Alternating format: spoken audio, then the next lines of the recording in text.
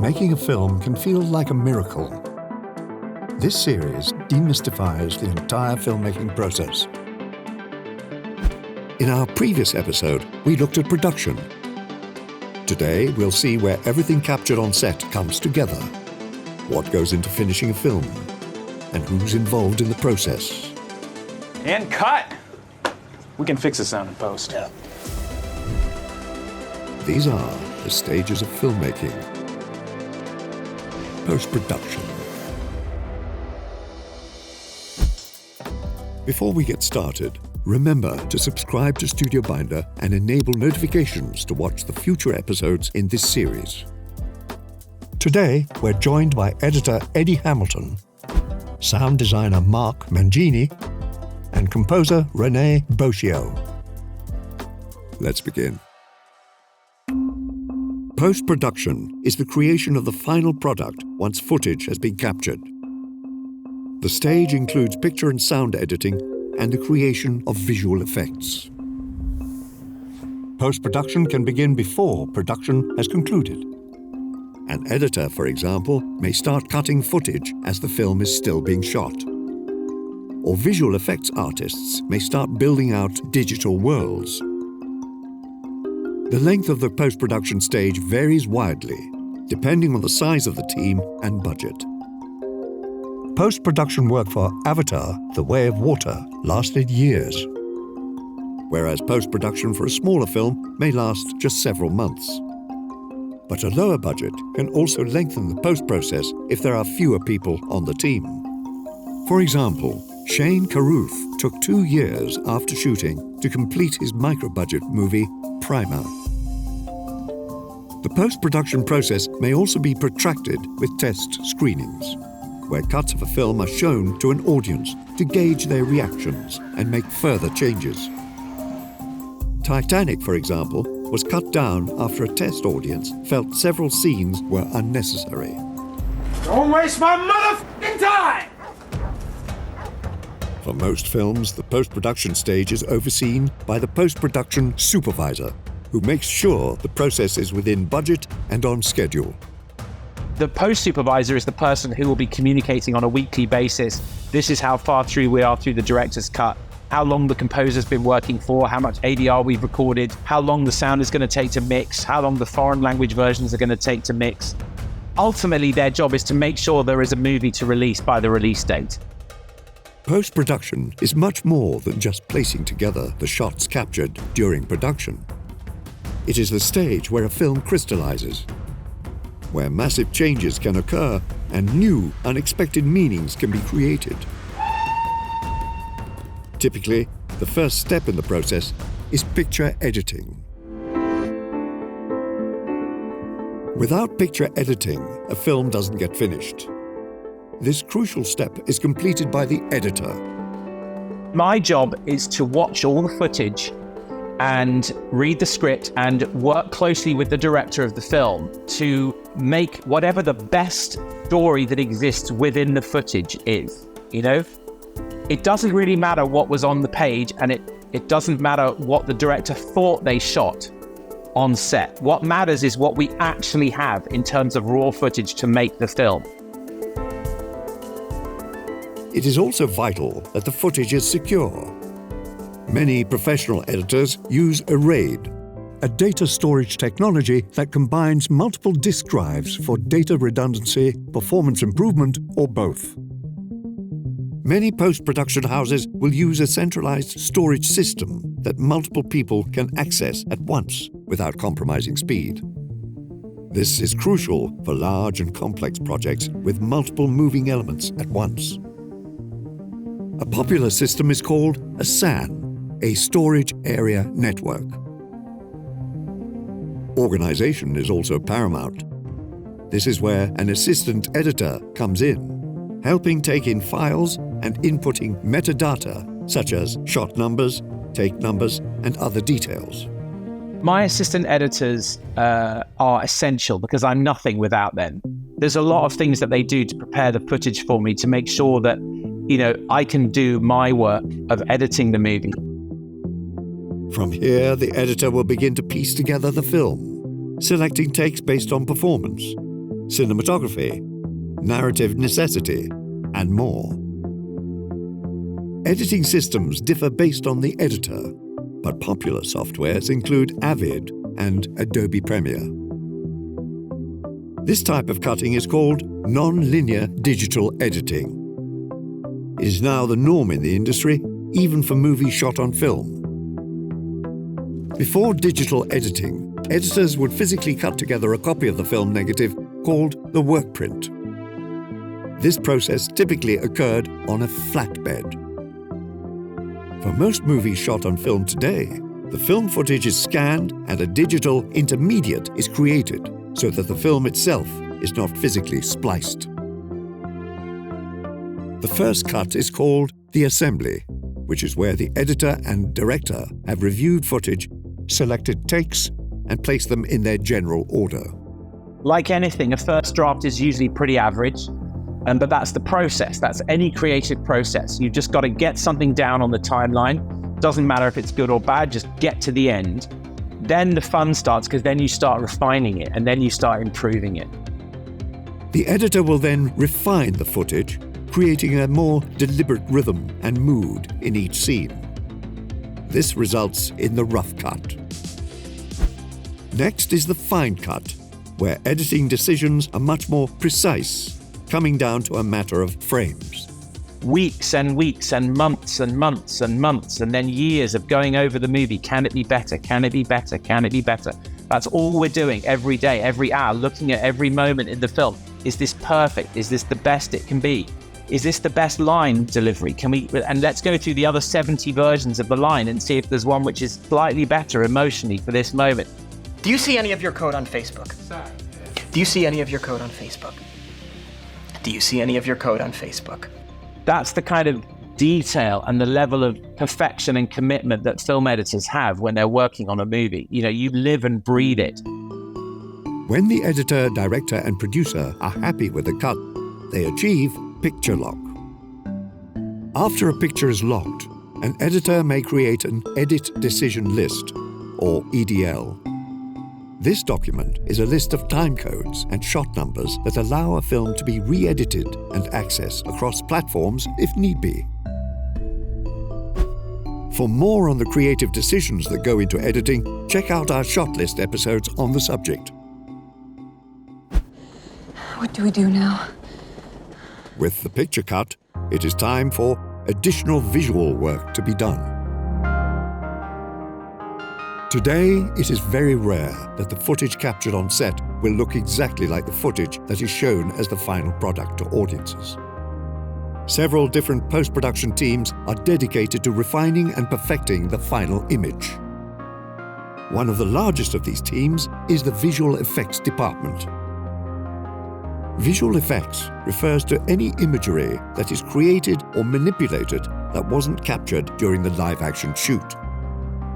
VFX supervisor Adam Valdez explains the wide variety of work this can pertain to.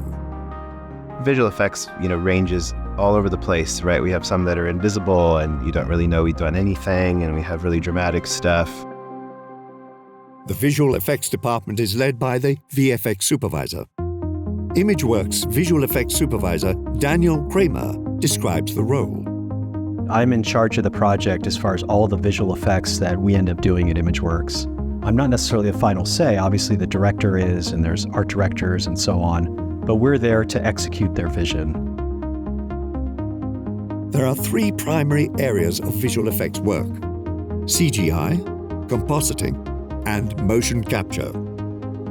CGI stands for computer-generated imagery and refers to any visuals that are created completely by computer. Compositing, meanwhile, is combining multiple images in a single frame. This includes blue and green screen work, as well as separately recording special effects, miniatures, and more. Motion capture is similar to rotoscoping. Artists use live-action footage to create realistic CGI. This footage is typically recorded in the production stage and then built out in post. My claws are spears. my wings are a hurricane! Coloring is another crucial element in the post-production process. Before a colorist can begin their work, the data from the editing timeline has to undergo a process called conforming. Conforming looks different from project to project, but generally involves replacing the lower quality proxies the editor has been cutting with the original higher quality footage. Most modern colorists color grade on DaVinci Resolve. The colorist will typically work closely with the director and the cinematographer, who both give notes on what they are looking for out of each shot or scene. Cinematographer John de Boorman explains the DP's role. There might be something very specific, a look that might not be there when everybody's cutting it. You know, there were rushes and you haven't quite found the look that filters through the whole thing, and you do it then. A colorist has a few tasks. The first is color correction, where the colorist strives to accurately represent colors and ensure there is visual continuity from shot to shot. This includes adjusting white balance, exposure, and skin tones. Then the colorist might apply a LUT, which stands for Lookup Table. This is a preset that transforms the color space of footage to achieve a desired look, typically designed by the colorist and DP. Sometimes a LUT will be created far before post-production in pre-production. This allows the cinematographer to see what footage will look like with the LUT while they're filming on set. After applying the LUT, the colorist will then color grade further. Color grading refers to the stylization of footage. These are the creative decisions that help build the mood of scenes. For movies shot on film, the coloring process can also involve different treatment processes and chemical baths when developing the reels, such as bleach bypass. Another subsection of additional visuals provided in the post-production process are motion graphics. These refer to titles and basic animation, typically conducted in After Effects. While the film is being polished by these various teams to reach its final look, a whole other collection of creatives are working on achieving a film's final sound.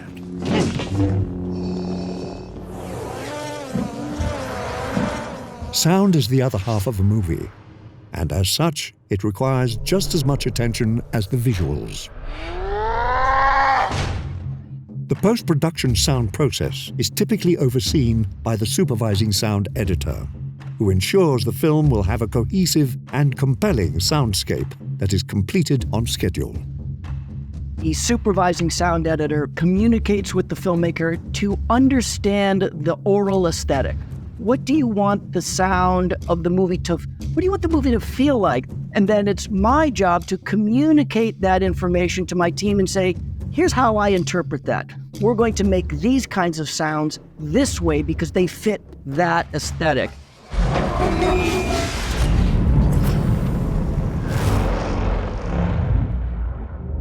There are several stages within post-production sound. The first is sound editing. This is where the audio tracks for a film are cut together. The dialogue is arranged and cleaned up, and the necessary sound effects are added. Usually, additional sound will be necessary to record. This falls under the jurisdiction of the sound designer. Sound designers are supervising sound editors and vice versa, but often sound designers are only tasked with the creation of the sounds that don't actually exist in the real world, the sounds that you can't go out and immediately record or source from a sound effects library.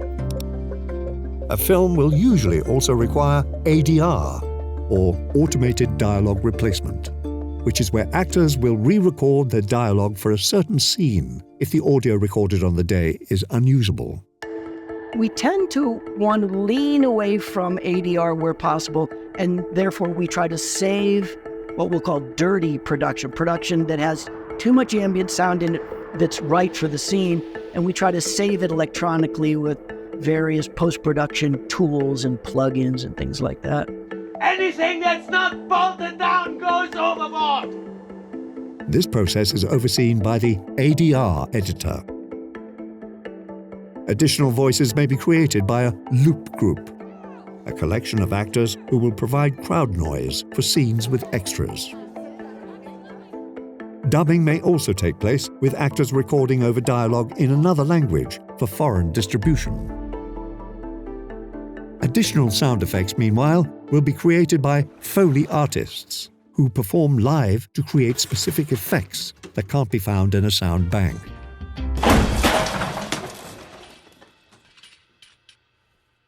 One, two.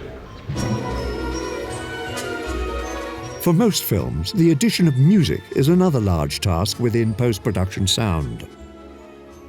The composer is in charge of both writing the score and overseeing its creation, typically working closely with the director to hear what their vision is. If it would be convenient to go into the call. Yeah. René Boschio explains. Composer is kind of like the head of department. Basically, when you're the composer, you're the one in charge of the original score. So it's like you'll have the conversations with the directors and the producers and whatever it takes, whoever you have to subcontract or whatever it is. But you're like the head of department. You're in charge of executing the filmmaker's vision from start to finish when it comes to the original score. Composers are often also the conductors, who take the written music and guide the musicians through the recording process. This isn't always the case, however. A lot of the times, composers also prefer to just be in the booth and able to hear the recording in context with everything else from a producer perspective. So in that cases, they'll probably hire somebody to do the conducting instead so that they can just then take a step back and be the ears and more of like the producer of the recording, if you will. The music supervisor, meanwhile, helps find and obtain pre-existing music for movies. They can be involved as early on as brainstorming phase and pitching songs to directors of being like, hey, what about this song? What about that song? What about X song for this scene? If a director already has the songs and they're already cut into the edit, they may just have to handle the clearances and licensing for those songs, the fees for the usage of the song and all that stuff. Randall Poster, for example, works closely with Wes Anderson to find and clear the many iconic needle drops in his films.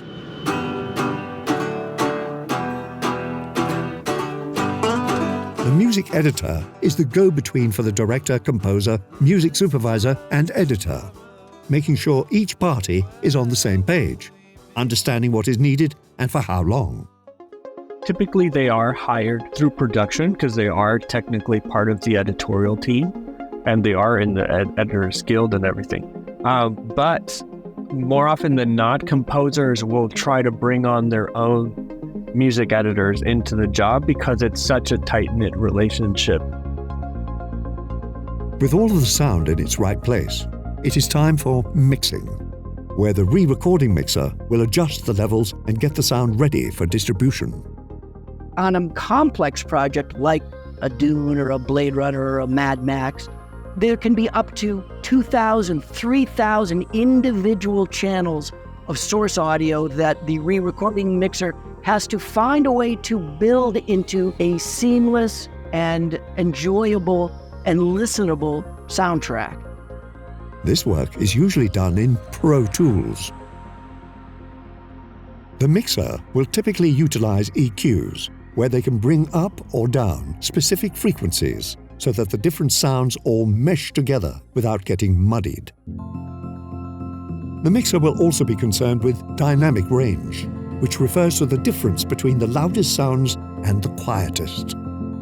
A compressor will shrink this difference, while an expander will widen it. Mixing is a complex process with both scientific and creative considerations.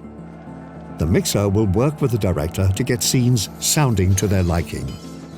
while also making sure that the mix will sound good in different exhibition environments, such as a theatre, a television, or a phone. This often means exporting a few different mixes with different settings, like stereo or surround sound.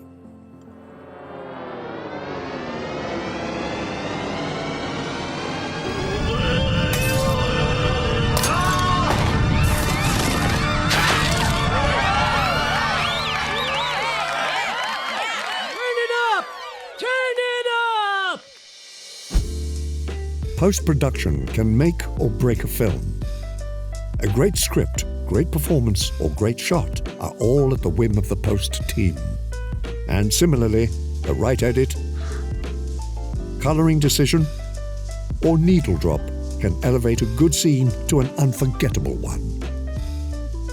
The post-production process has a lot of moving pieces, so planning and organization are vital.